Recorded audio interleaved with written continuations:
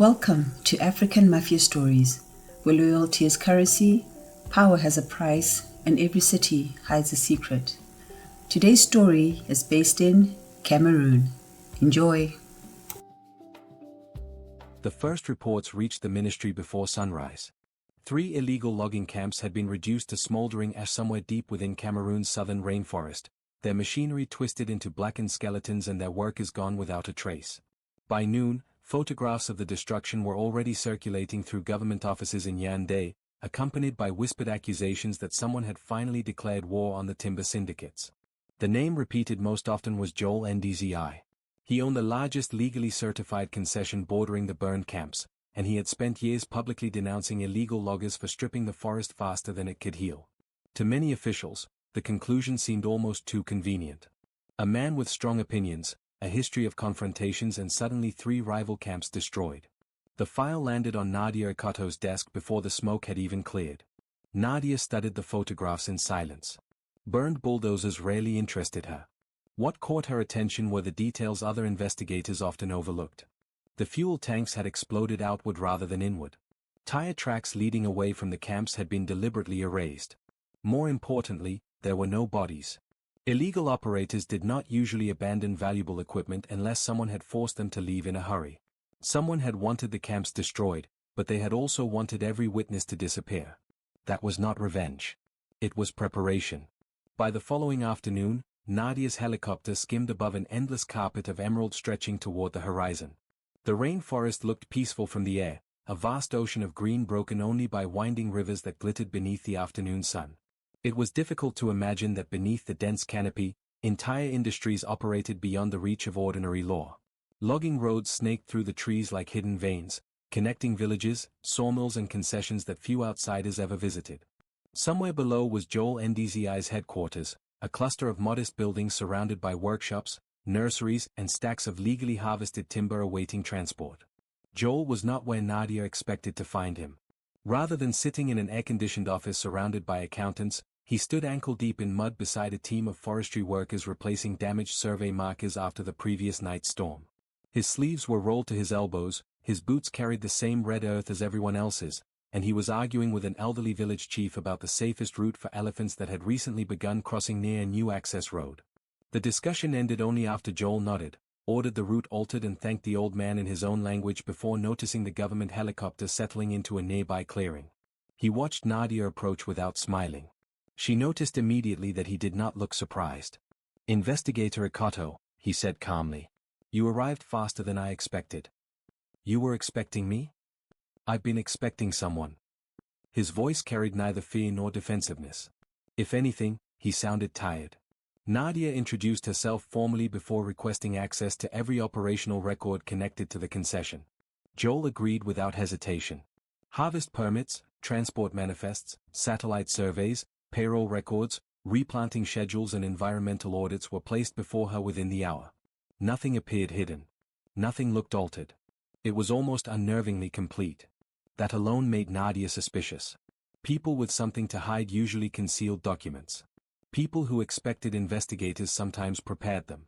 As evening settled over the rainforest, Joel invited her to accompany him on his routine inspection of the concession boundary where legal harvesting ended and protected forest began.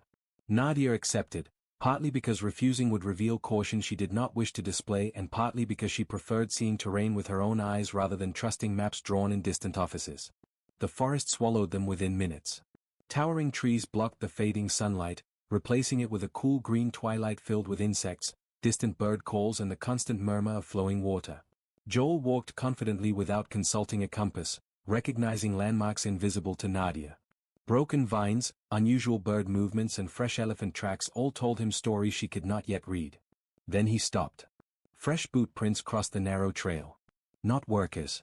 Not villagers. Too many. Too disciplined. Joel crouched beside the tracks, running his fingers across the damp soil before looking toward Nadia. "They came through here less than 2 hours ago." Before she could answer, a single gunshot echoed somewhere deeper in the forest. Then another. Silence returned just as suddenly. Joel and Nadia exchanged a glance. Neither of them reached for words. Both reached for their weapons. Joel raised one hand, signaling for silence before either of them moved another step. The forest responded the way it always did after violence. Birds that had erupted from the canopy moments earlier refused to return. Even the insects seemed to hesitate, leaving behind a stillness so unnatural that Nadia felt it pressing against her ears. She had spent years tracking armed groups through forests across Central Africa, and she had learned that the jungle often reacted to danger before people did. Whatever had caused those shots had happened nearby, and whatever had fired them was either leaving quickly or waiting for someone curious enough to investigate. Joel motioned toward a narrower trail that curved away from the official concession boundary. It was barely visible beneath thick undergrowth, yet someone had been using it frequently. Ferns had been bent rather than broken, branches cut cleanly instead of snapped, and muddy footprints overlapped one another in a pattern that suggested disciplined movement rather than wandering hunters. Nadia noticed that Joel never looked at the ground for long. His eyes constantly swept the trees, the ridgelines and the dense vegetation where a patient rifleman could disappear completely. She realized he was not merely familiar with the forest. He understood how people behaved inside it.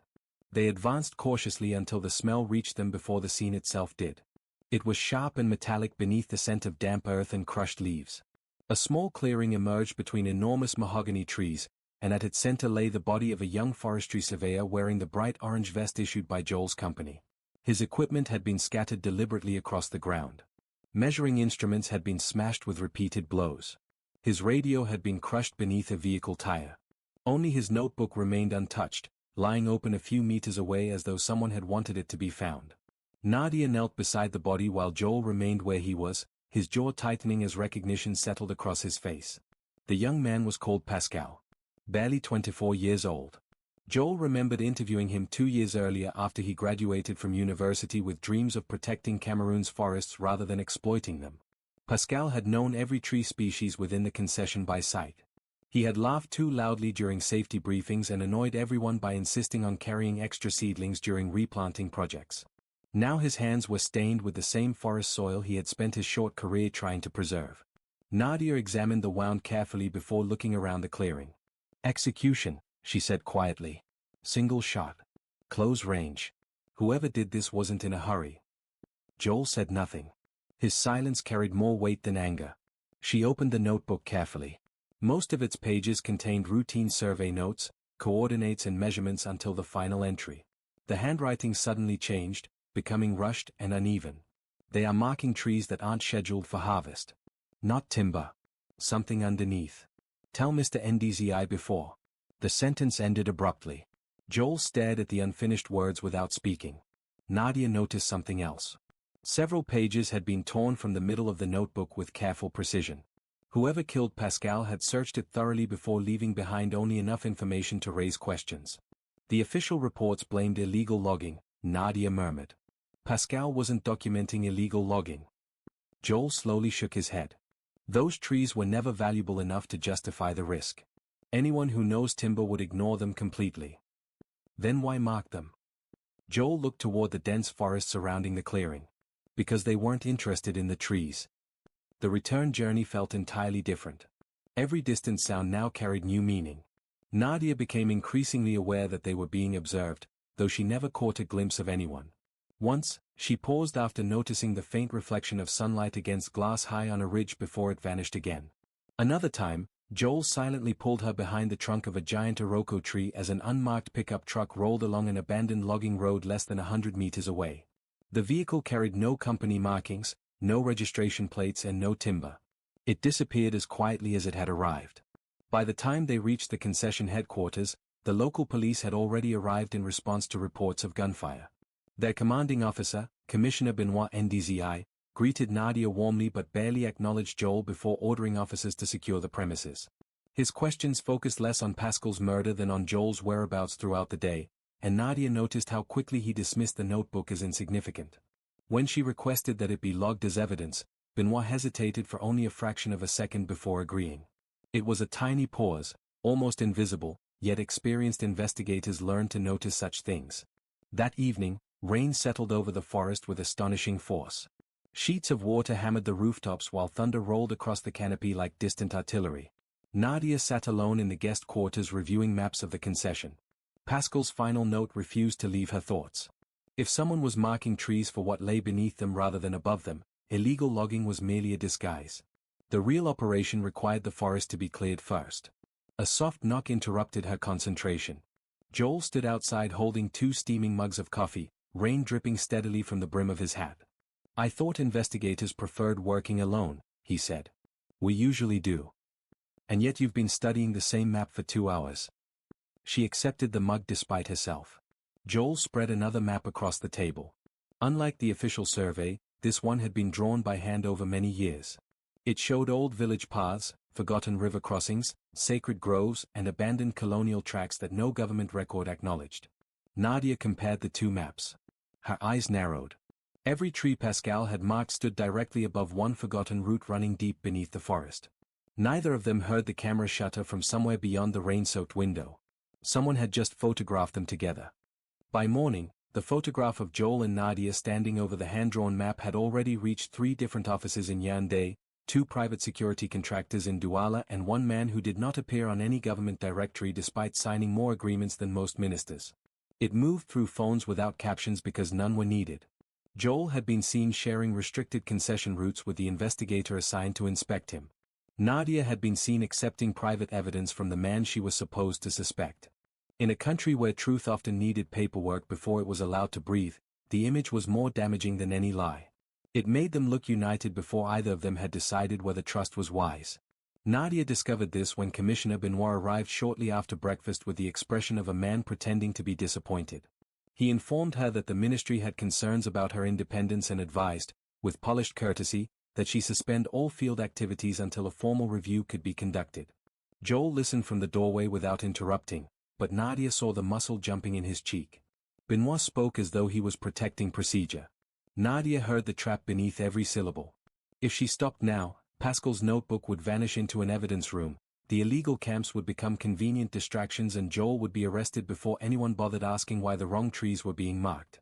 She looked directly at Benoit. "Thank you for the guidance, Commissioner.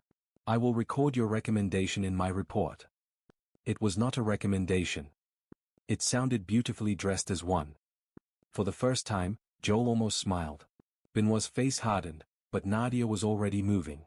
She packed her field bag, checked her pistol, and asked Joel how quickly he could take her to the forgotten route shown on his map. He did not waste time pretending to be cautious. Within 20 minutes, they left headquarters in an old Greenland cruiser with 2 forestry workers seated in the back and rain clouds piling heavily above the canopy. The official road ended after 12 kilometers, swallowed by red mud and tangled roots. From there, they continued on foot, following a trail that Joel said had once connected forest villages before the government redrew boundaries and made entire communities easier to ignore. As they moved deeper into the rainforest, Nadia began to understand why Joel cared so fiercely. The forest was not empty land waiting to be measured. It was memory with roots. Women had planted medicinal gardens beneath towering trees.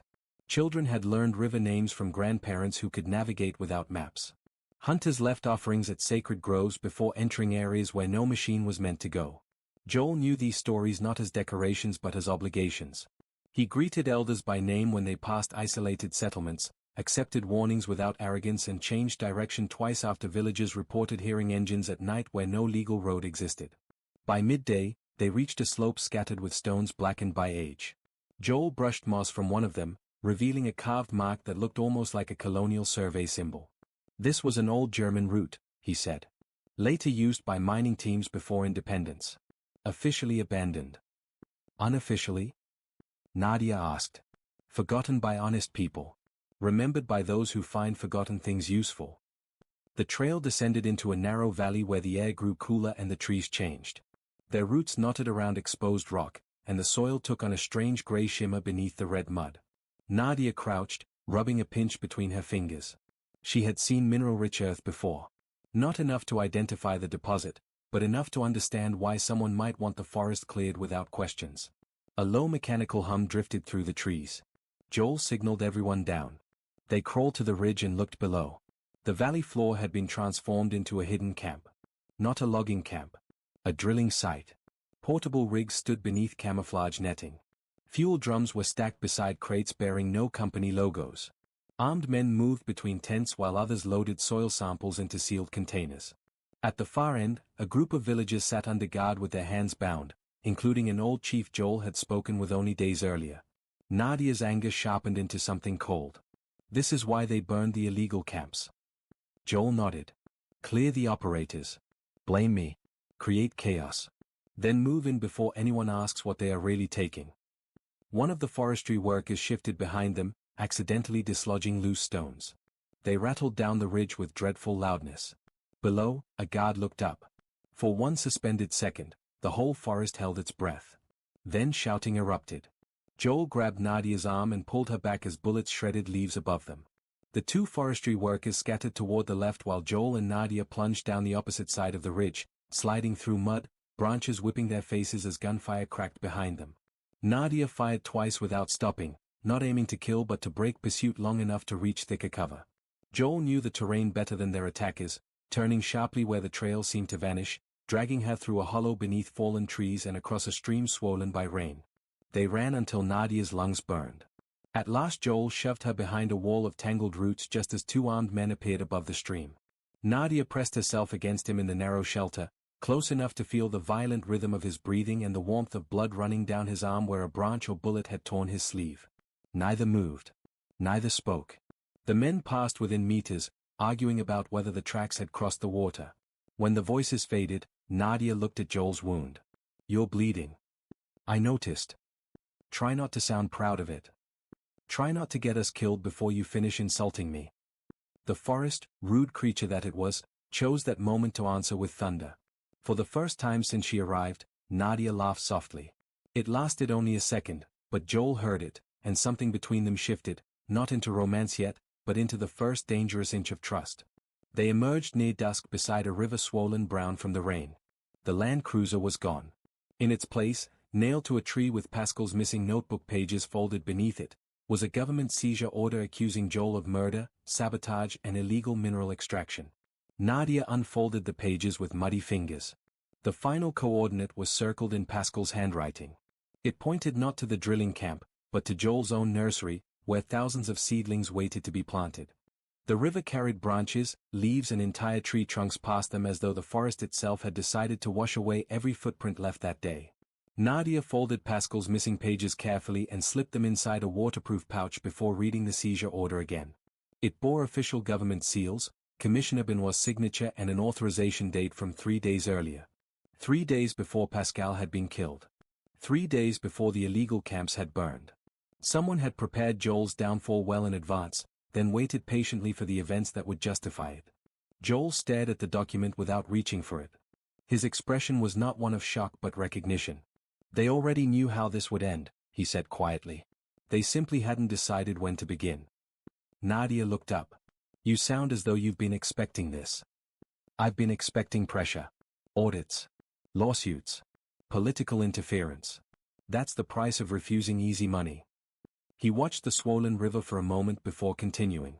I wasn't expecting them to kill people. The nursery lay several kilometers away on the opposite side of the concession. Reaching it before whoever had planted the seizure notice became their only priority. Fortunately, Joel knew another route, one that followed the river before cutting through a stretch of old forest so dense that vehicles had never managed to enter. It would take longer, but it also meant anyone pursuing them would have to abandon trucks and continue on foot. Night settled quickly beneath the rainforest canopy. The darkness there was unlike the darkness of cities. It swallowed shapes, distances and certainty. Nadia relied increasingly on Joel, who navigated almost effortlessly by listening to the river and recognizing enormous trees that had stood for centuries. Several times he paused to study broken branches or disturbed moss before quietly changing direction. He never explained why. Nadia stopped asking. She had learned enough to know that forests rewarded observation and punished confidence. Around midnight they reached a small village tucked beside a quiet stream. The chief, an elderly woman named Mama Solange, welcomed Joel without hesitation despite the late hour. No questions were asked until everyone had eaten. Only then did she place a clay lamp on the table and look at Nadia with thoughtful eyes. They've started visiting the villages again, she said. Joel frowned. Who?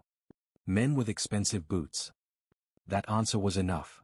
They offer money, Mama Solange continued. They say new jobs are coming. New roads. New schools. They tell our young people the forest has kept us poor long enough.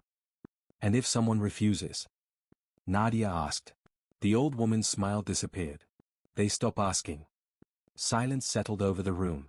Outside, Rain tapped softly against the roof while children slept in nearby huts, unaware that adults were quietly discussing the future of the land beneath them. Mama Solange eventually rose and disappeared into another room before returning with a weathered wooden box. Inside lay yellowed survey maps, hand-drawn sketches, and a faded photograph showing several European engineers standing beside local workers in front of drilling equipment many decades earlier. "My father kept these," she said. "The white men came before independence. They said the ground here held something worth more than timber. Then one day they left." Nadia spread the documents across the table. One map immediately caught her attention. The drilling points marked by the colonial survey aligned almost perfectly with the coordinates Pascal had recorded shortly before his death. Someone had not discovered anything new. They had rediscovered something old. Joel studied the maps for several minutes before slowly exhaling. "They've known all along." Nadia nodded. "The logging," she murmured, "was never the business. It was camouflage." The realization changed everything. Illegal logging had generated headlines. Burned camps had generated investigations. Joel's arrest would generate political theater. Meanwhile, beneath all the noise, exploration teams could quietly prepare for large-scale mining without attracting international scrutiny until the forest had already been emptied. Before either of them could speak again, frantic footsteps echoed outside. One of the village teenagers burst through the doorway, breathless. "They're coming." Joel was already standing. "How many?" 6 trucks. Maybe more. The room transformed instantly. Lamps were extinguished. Children were carried from their beds. Villagers disappeared into the darkness with astonishing speed, following escape routes practiced long before this night. Mama Solange calmly closed the wooden box and handed it to Nadia. "If they find these," she said, "they will burn our history with the forest." Joel looked toward the road leading into the village. Headlights were already weaving between the trees. "We don't have time." Nadia's mind raced. "If they're here for the maps, they'll search every house." Joel understood immediately.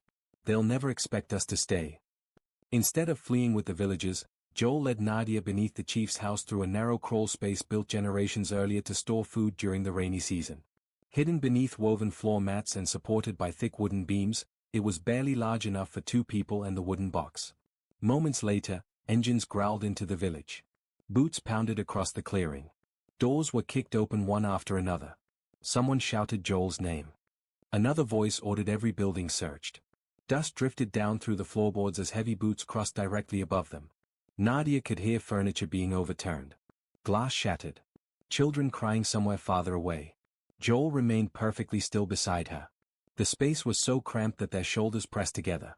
She noticed a fresh cut along his forearm had started bleeding again. Without speaking, she tore a strip from the inside of her sleeve and carefully wrapped the wound. Joel looked at her in surprise.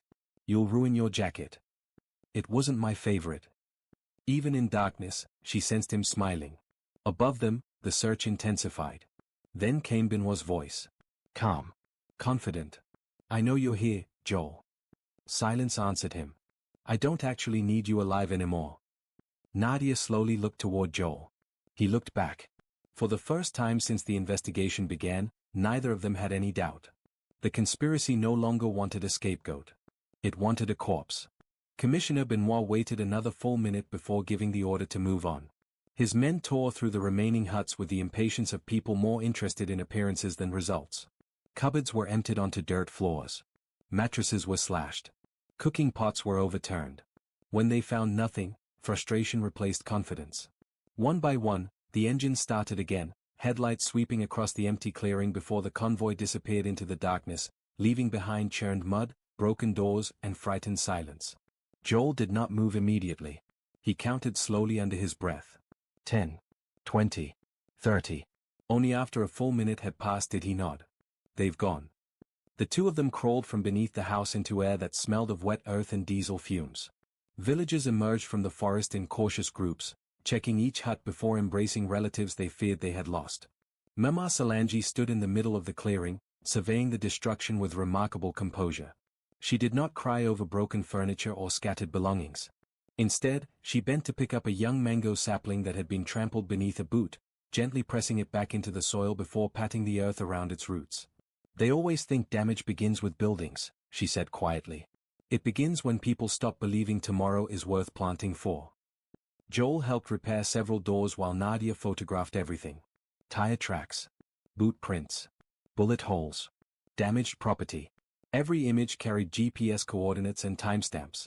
Alone, none of it would prove a conspiracy. Together, it began to tell a story that someone would eventually have to answer for. As dawn painted the eastern sky, Mama Solange led them to a narrow ridge overlooking a broad stretch of untouched rainforest. From there, the forest seemed endless, broken only by a thin silver river winding toward the coast. "My father told me something before he died," she said. "When the first surveyors came, they believed the forest was hiding treasure." She smiled faintly. They were wrong. Nadia looked at her. The treasure was never beneath the trees. It was the trees. Joel understood why she had brought them there. The argument had never truly been about minerals or timber. It was about what people believed the forest was worth. By mid-morning they reached the nursery. Thousands upon thousands of young saplings stretched across carefully tended beds beneath protective shade cloth. Workers who had remained behind stared in disbelief as Joel arrived alive. News of his arrest had already spread. Several employees admitted government officers had visited only hours earlier, demanding access to records before leaving abruptly when they failed to locate either Joel or Nadia. One worker approached carrying a small metal case. "You asked me to protect this if anything happened." Joel accepted it without opening it. "I almost forgot." Nadia raised an eyebrow. "You hide evidence in more places than squirrels hide nuts." Joel chuckled despite everything. "I've never been compared to a squirrel before." "You'll survive the experience." Inside the case were external hard drives, satellite images and years of environmental monitoring data collected independently from government databases. Joel had begun compiling them after noticing discrepancies between official maps and what his survey teams actually found in the field. Entire streams appeared to shift location on government records. Protected areas quietly shrank between annual revisions. Villages disappeared from updated maps despite remaining occupied. Nadia connected one of the drives to a rugged field laptop. Within minutes, patterns emerged. Every illegal logging camp. Every burned site. Every missing survey team. Every disputed boundary. They all formed a widening circle around one location. The hidden drilling camp. More importantly, Joel's environmental drones had unknowingly captured aerial images of heavy equipment arriving months before any official permits existed. Nadia leaned back slowly. "This is enough." Joel looked at her. "No." She frowned. "No? It proves they're operating illegally. It doesn't prove who's behind them." She wanted to argue. Instead, she realized he was right. The machines could belong to contractors. The camps could be blamed on rogue operators. Benoit would sacrifice subordinates before sacrificing himself. Someone higher remained invisible. Then Nadia noticed a folder she had overlooked. Its label read simply, "Visitors." Joel opened it. Inside were hundreds of photographs automatically taken whenever vehicles entered the concession through security checkpoints. Delivery trucks. Government inspectors. Forestry officials. Contractors. Diplomats. Then one image made both of them fall silent. Standing beside Commissioner Benoit was the minister responsible for natural resources. The photograph itself proved little. The next one proved everything. The minister stood inside the hidden drilling camp shaking hands with the foreign company director while pointing toward the survey markers Pascal had documented. The timestamp placed the meeting 6 weeks before the investigation officially began. Neither of them spoke for several seconds. Finally Nadia closed the laptop. "They've already tried to arrest you." Joel nodded. "They've already tried to kill us." Another nod. She looked toward the nursery where workers continued watering thousands of seedlings completely unaware that history had just shifted inside a small office. "We're done running." Joel's expression hardened. "So what do we do?" Nadia smiled for the first time since arriving in Cameroon. "We make sure the whole country sees what they've been hiding." As if the forest itself objected to being left out of the conversation, the distant roar of engines drifted through the trees. Not 6 vehicles this time. Many more. Joel stepped outside. Beyond the nursery entrance, dust rose above the logging road in a long brown cloud. A convoy was approaching. At its head rolled an armored personnel carrier bearing government insignia. Behind it came police trucks, military vehicles, excavators, and, flying above the lead vehicle, a national flag. The operation had stopped pretending to be secret. It had become official. The convoy advanced with the slow certainty of a machine that had never been told the word no. Armored vehicles rolled over the muddy road while excavators crawled behind them like enormous yellow insects prepared to tear open the earth. Uniformed police stood shoulder to shoulder with soldiers who had probably been told they were protecting a national development project. At the center of the procession rode the Minister for Natural Resources in a black SUV polished so perfectly that it reflected the rainforest canopy overhead. It was a performance designed to overwhelm rather than persuade. Too many uniforms. Too many flags. Too much authority. Joel watched his employees gather near the nursery, fear spreading across faces that had spent years nurturing seedlings instead of carrying weapons. Some instinctively moved toward him, waiting for instructions. Others looked at the approaching convoy with the defeated expressions of people who believed power always arrived wearing an official badge. Nadia stepped onto the veranda carrying the laptop, the hard drives and Pascal's notebook. They're expecting us to panic. Joel looked at the workers. We won't.